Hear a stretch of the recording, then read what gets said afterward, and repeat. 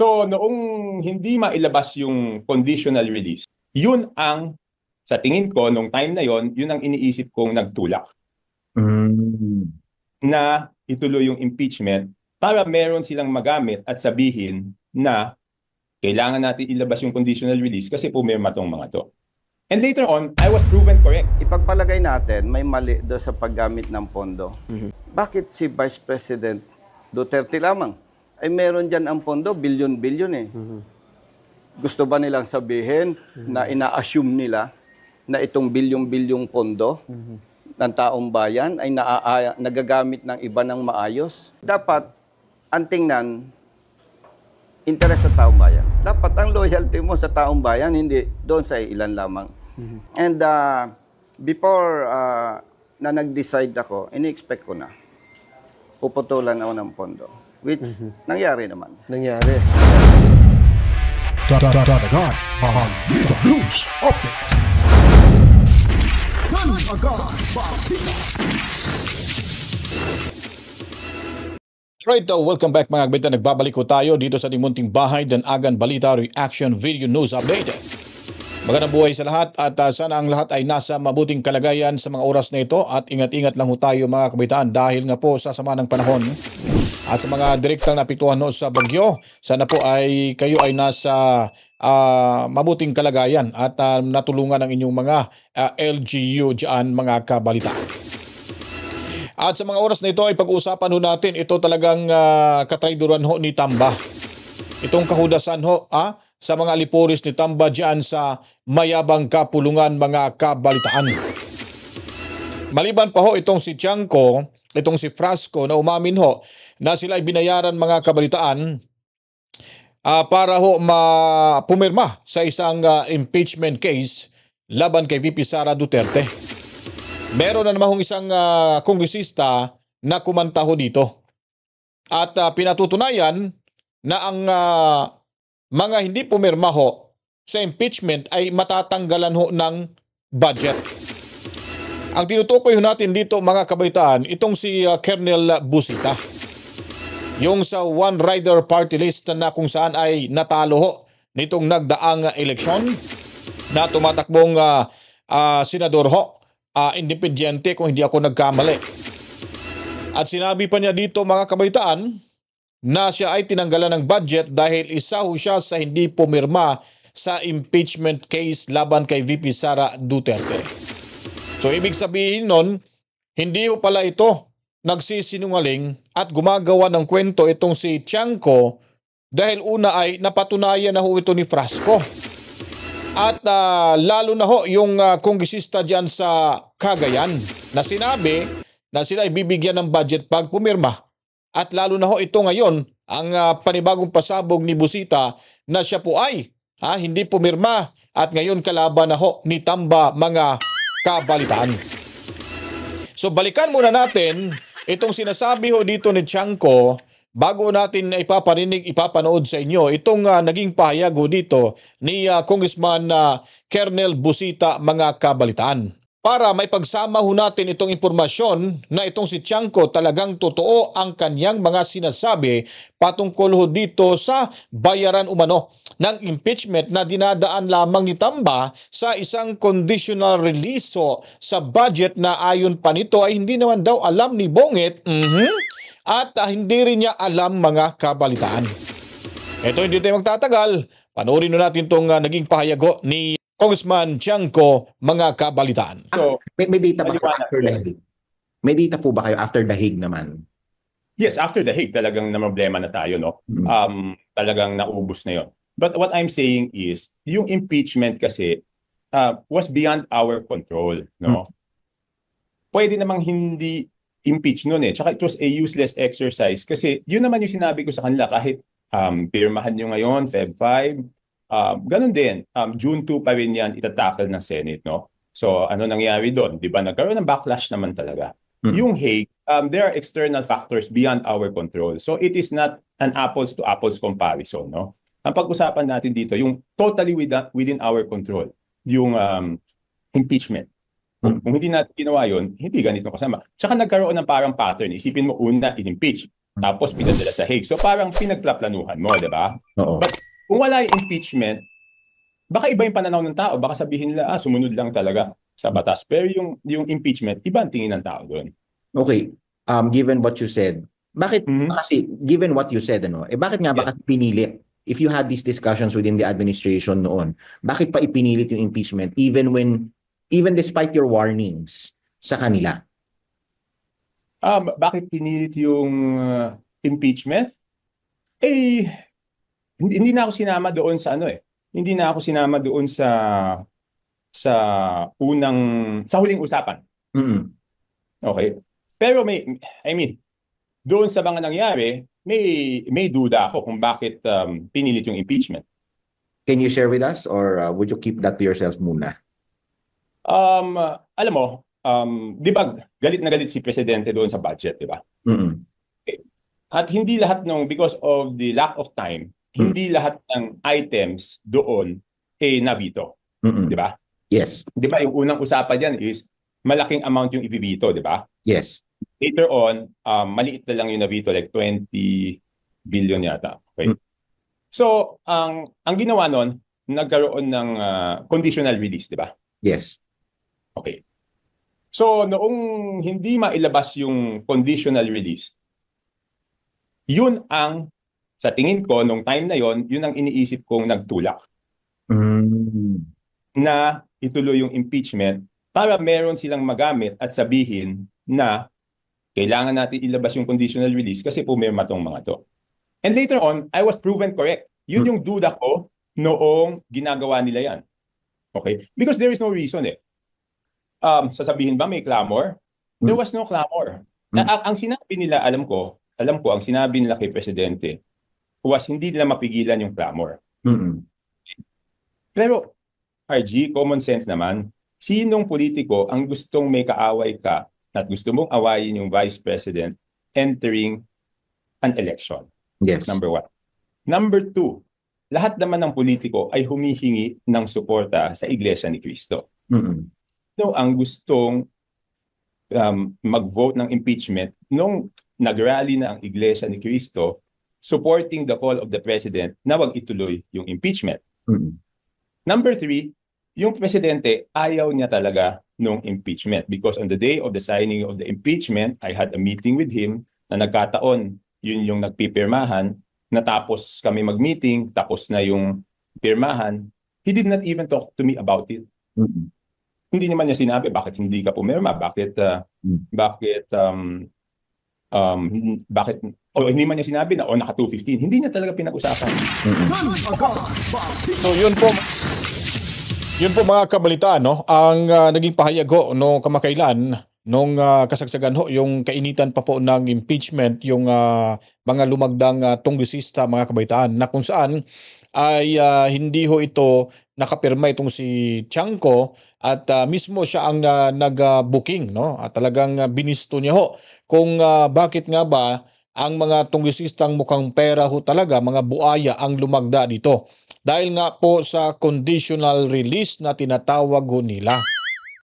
Ngayon, sinabi rin ni Frasco na kung siya po ay hindi pipirma, sigurado magkakaroon ng lamat yung kanilang samahan dyan. Dahil baka pag-iinitan di umano siya at magiging oposisyon na ito mula sa panig ni Tamba, mga kabalitaan. So ganun talaga kahudas itong hinampak na animal na buwaya, mga kabalitaan. Kaso nga lang, itong si Frasco ay kinalaban na rin nila ngayon itong si Tamba. Parang dumikit na rin kay Bunget, mga kabalitaan. So pinatutuhanan din ito ni Colonel Busita, mga kabalitaan, na totoo na dinadaan talaga sa budget ang pagperma sa impeachment laban kay VP Sara Duterte.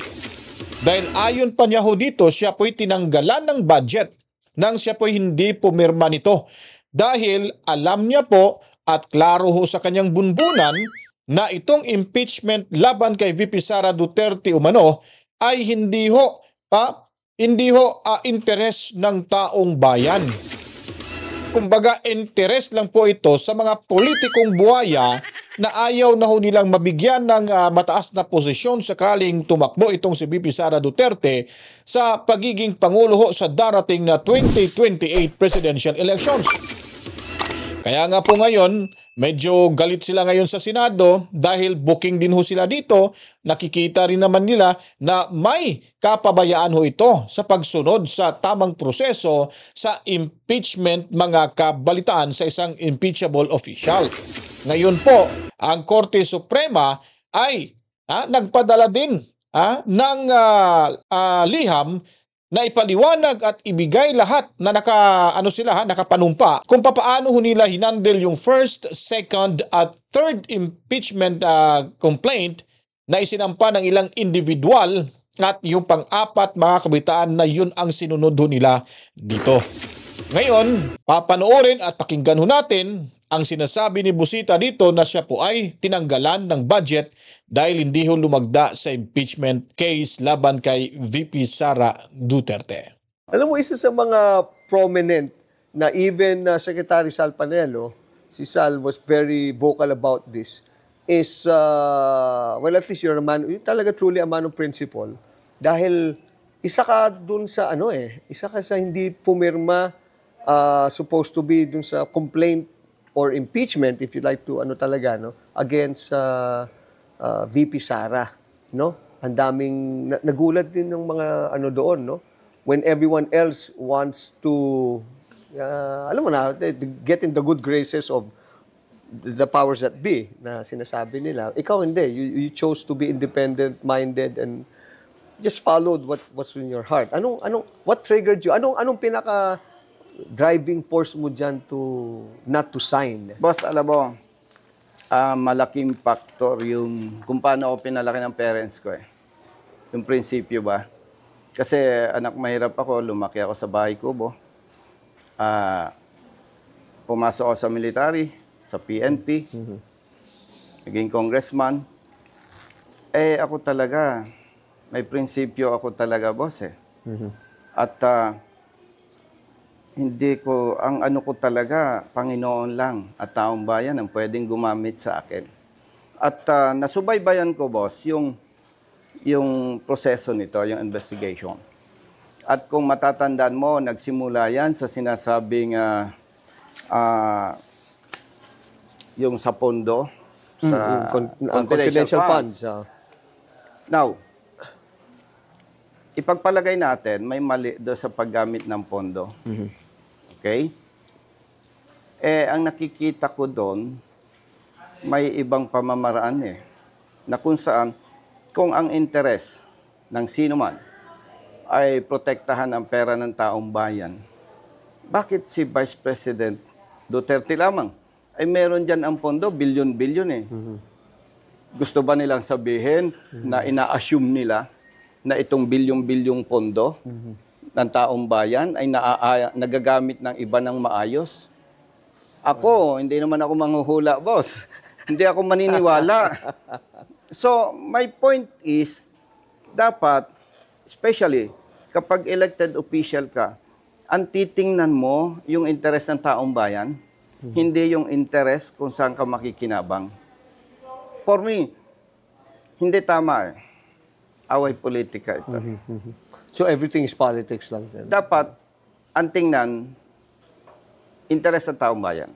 Kung talagang, sabihin natin may mali, by the way, boss, lilinhawi ko sa ating mga kababayan, nung pulis pa ako, hindi naman ako nakinabang o naging malapit sa Duterte family. Wala. No? Nililinaw ko yan. So going back, ang tinitingnan ko kung tama yon, kahit 10 pages, permahan ko Pero alam ko, mali Bakit? Hindi interes ng taong bayan ang tinitingnan dun Kaya hindi ako pumirma. Hindi ako namumulitika. Definitely. Alam ko lang na gusto ko, boss, pag may pinirmahan ako, kaya kong panindigan, kaya kong tayon. Ba't ka pumirma? Ayaw ko hindi ko kaya sagutin Kasi, hindi naman ako makakarating sa Kongreso kung hindi tayo inupo ng taong bayan. Dapat ang loyalty mo sa taong bayan, hindi doon sa ilan lamang. And Before na nag-decide ako, ini-expect ko na puputulan ako ng pondo. Which nangyari naman. Nangyari. Nangyari naman. So meaning after nung talagang yung supposed to be allotment mo as congressman, hindi na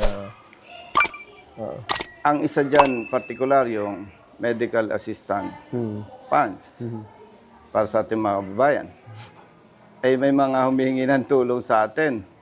Anong gagawin ko? Kailangan ng suporta doon sa kanilang medical bills. Wala tayong magagawa, sabi ko. Masakit, gusto mong tumulong, di ka makatulong. Kinalisan ka ng pondo. hands are tied, ha? O, anong magagawa mo? Hindi ko pinagsisisihan yon. Ang importante sa akin, ang loyalty ko sa taong bayan. Gun agad balita. So ayun po, klarong-klaro ho talaga na sila ay namumroblema ho ngayon dyan sa House of Retaliation, mga kabalitaan, dahil hindi ho talaga ito uusad at hindi ho talaga ito matutuloy dahil ang kanilang layunin ay tanggalin lang talaga si Inday Sara Duterte. May mga ilan na nagsasabing mga eksperto na hindi mo naman dapat kailangan i-impeach Inday Sara Duterte. Meron naman ho tayong ombudsman na pwede ho siyang pakakasuhan at tanggalin sa pwesto. Subalit, mga ilang taon magkakaroon ito ng pagkakataon na makabalik pa rin sa pwesto, tatakbo pa rin ito at hahawak ng posisyon sa gobyerno. Kaso nga lang, hindi nila ito dinaan sa ganitong sistema at diniretso sa impeachment para ho na hindi talaga nila bigyan ng pagkakataong makaupo si Inday Sara pag convicted ho ito sa kasong impeachment. So, tama ho yung sinabi dito ni Colonel Busita na ikaw ay hinalal ng taong bayan, niluklok ho kayo, kung anong posisyon meron ho kayo, dapat maging loyal kayo sa taong nagpahalal sa inyo. Hindi sa inyong sa pansariling interest lamang. At nakikita ko rin kasi dito, mga kabalitaan, 100% na wala hong nangyayaring konsultasyon sa bawat distrito ng mga lumagdang buhayang tungresista, mga kabalitaan. Kaya masasabi natin na intereso ito nila. Lalo na ho, nung pinapangakuan ho sila na bibigyan ho ng malaking budget na idinadaan ho nila sa conditional release na ewan ko lang kung ito ba ay natuloy, sigurado ho mga kabitan, pag hindi pa po sila nabibigyan ng ilan ay hindi ho ito talaga susuporta ng diretsyo. Ang ilan siguro ito ay tatalikuran na lang itong impeachment dahil nga po itong Korte Suprema ay humingi na ho ng mga kaukulang dokumento kung paano po ba inintindi, anong prosesong ginawa at sinunod ba ang tamang proseso na nanaayon ho sa ating saligang batas, sa ating konstitusyon. At ito ba talaga ay may katotohanang mga aligasyon laban kay VP Sara Duterte? Gun agad balita. Kaya kung ako sa inyo mga kabalitaan, kung nagugustuhan niyo po itong ating video presentation, huwag niyo pong kalimutan mga kabalitaan para malaman ho ng karamihan kung ano mga kaganapan sa ating lipunan. Paliguan po ito ng maraming likes, buhusan ng maraming komento, reaction, opinion, suggestion. At the same time, i-share nyo rin po ito mga kabalitaan. Mas lalo pa po na mapapanood nyo po ang ating mga bagong i-upload na mga video kung nakabukas yung inyong notification bell. At sa mga hindi pa po nakapag-subscribe, hinikayat ko po kayo, subscribe na rin ho kayo para sabay-sabay nating malalaman mga kabalitaan kung ano ang mga latest news happening ho sa ating lipunan. And then bago tayo magtapos, pasasalamatan din muna natin yung ating mga masugid na tagapanood. Lahat ng mga bagong subscribers at yung lagi na hong tumutok dito sa ating munting bahay. Maraming salamat ho sa inyong lahat. At sana po tulungan nyo akong makakuha tayo ng 100,000 subscribers bago ho matapos ang taong 2025. Tuloy-tuloy pa rin ho tayo sa paglalahad ho ng totoo at komprehensibong balitaan kung ano po ang mga kaganapan sa ating lipunan.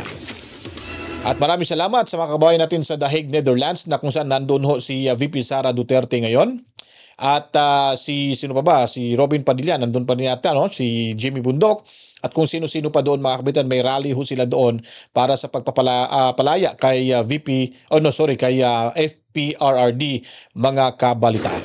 And of course, assalamualaikum sa ating mga kapatid na Muslim. Maraming salamat sa inyong pagtutok at mas salam ho sa inyong lahat. And then Mami Rose and Tobias Family John sa Lapu-Lapu City sa Cebu. Maraming salamat. At Ana Santos and of course si Ma'am Corazon Nikeda dyan sa Japan. Mabuhay ho kayo dyan, ma'am. Ingat ho kayo lagi. Salamat lagi sa panunood. So, ako po ay magbabalik sa ilang mga oras at panatinig tumutok dito lamang sa ating munting bahay. Kabisayan o Mindanao, Luzon. Samang lupalop ng ating mundo basta may mga Pilipinong bahay na ito ay para ho sa ating lahat. So God be the glory. Mwa, chip chip. Peace out. Gun a God, Bob Peter.